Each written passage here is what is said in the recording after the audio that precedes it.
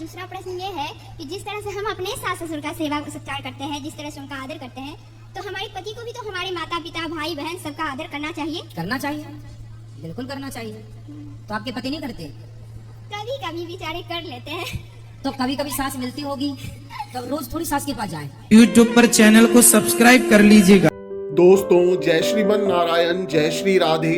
राधे राधे गुरुजी के प्रिय भक्तों, उत्तर प्रदेश के वृंदावन में आयोजित धर्म और आध्यात्मिक चर्चा के दौरान यह युवती कहती है कि जब मेरे पति गुस्से में होते हैं तो मेरे माता पिता को गलत सलत क्यों बोल देते हैं। तो जवाब में पूज्य गुरुजी अनिरुद्धाचार्य जी महाराज ने उस युवती को क्रोध को लेकर वह महत्वपूर्ण बात समझाई जो आप सभी के जीवन में रोज घटती है। दोस्तों, आज की वीडियो बहुत ही ज्ञानवर्धक होने वाली है, इसे अंत तक जरूर देखिएगा और वीडियो अच्छी लगे तो चैनल को सब्सक्राइब और वीडियो को लाइक और शेयर जरूर करिएगा। राधे राधे। राधे राधे गुरुजी। जी, मेरा नाम निधि है, मोकामा से आया है। कहाँ से आए हैं? औटा से, पटना की तरफ है। जी। मेरा डिस्ट्रिक्ट पटना पड़ता है। तो महाराज जी, मेरा प्रश्न है, आप कहते हैं जस करनी तस भोगी है पापा, सबके फल प्रभु देत विधाता।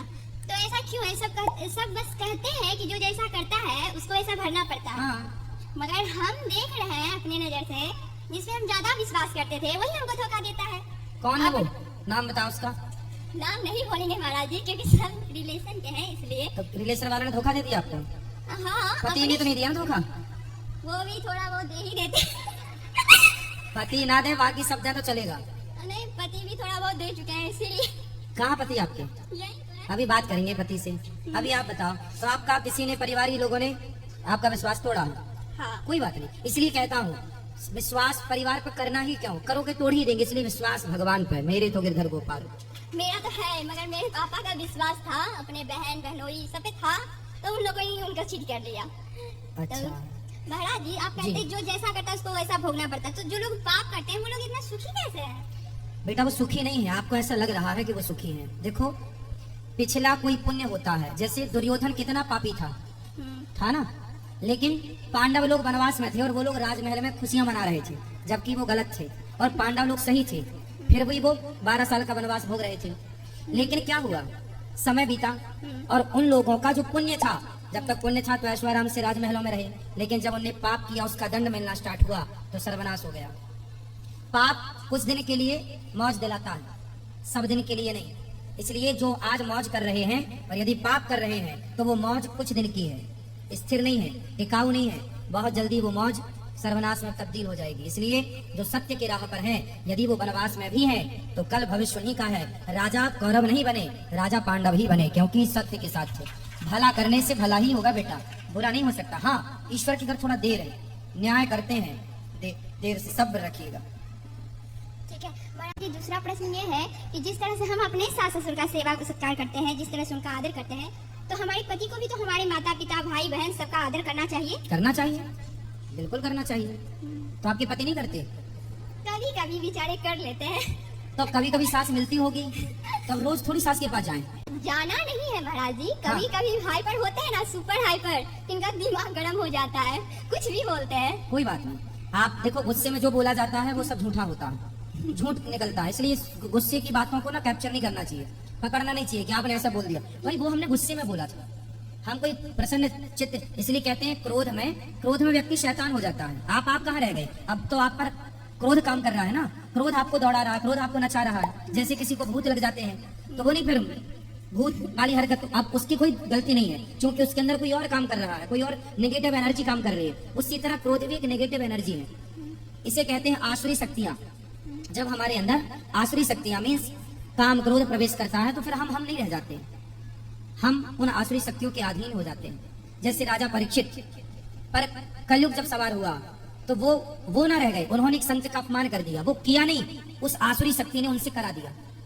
तो अब मैं कुछ नहीं करता, लेकिन यदि आसुरी शक्तियां आ गई, नेगेटिविटी आ गई, नकारात्मक, अब कोई फांसी लगाता है, आत्महत्या करता है, तो बताओ कोई आत्महत्या कर सकता है? यदि आत्महत्या करना मजाक होता, अच्छी चीज होती, तो हम सब ना कर लेते। सही बात है। लेकिन आत्महत्या आदमी कब करता है? जब वो बिल्कुल डिप्रेस हो जाता है, आसुरी शक्तियां मीन्स निगेटिविटी इतनी घेर लेती हैं कि उसे कोई रास्ता नहीं दिखता, वो अंधा हो जाता है, फिर उसे एक रास्ता दिखता है, अब मर जाते हैं, अब मर जाते हैं, मर जाते हैं। और वो अब बताइए कोई फांसी का फंदा गले में डाले और लटके, कितना मतलब भयानक है ये, कितना दर्दनाक है। कोई ऐसे थोड़ी मर जाता है। तो कौन उस कोई जितने भी आत्महत्या करने वाले हैं, सुसाइड, जहर खा के आग में, अब देखो आपका जरा रोटी की भाप लग जाए तो कितना दर्द हो जाता है। लेकिन कुछ लोग मिट्टी का तेल डाल के आग लगा लेते हैं और जब वो जलते हैं तो फिर वो भागते हैं पानी की ओर, ना मिले वो अलग से। पर जानवर दर्द हो रहा है, पीड़ा हो रही है, किसने कराया? जल गई स्त्री या पुरुष, ट्रेन के नीचे आ गए, छत से कूद गए, पानी में कूद गए इत्यादि। क्यों? किसने कराया? उनके अंदर जो आसुरी शक्तियां आ गई, जो निगेटिविटी आ गई, उन्होंने उन्हें गलत रास्ता दे दिया और वो आत्महत्या कर गए। इस संसार में जो आत्महत्या करता है अपनी मर्जी से कोई नहीं करता, उसके अंदर की निगेटिविटी, नकारात्मकता, आसुरी शक्तियां उससे ये करा लेती हैं।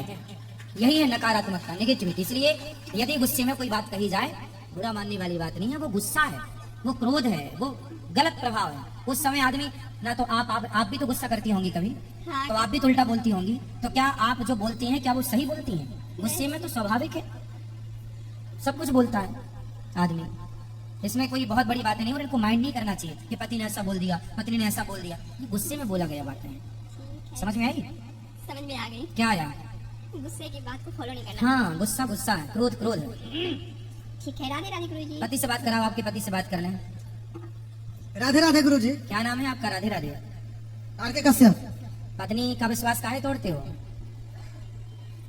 एक हाथ से कभी ताली नहीं बजता है महाराज जी, चुटकी तो बजती है। चुटकी बजता है लेकिन। छोटी मोटी चुटकी टाइप की गलती तो करते ही होगे आप। जी चलो ताली मीन्स बड़ी गलती नहीं करते, पर चुटकी जैसी तो करते होगे। तो क्यों करो? पति पत्नी दोनों एक दूसरे की बात समझो और प्यार से रहो। ये जिंदगी बाग लगाने के लिए मिली है, आग मत लगाओ, ठीक है?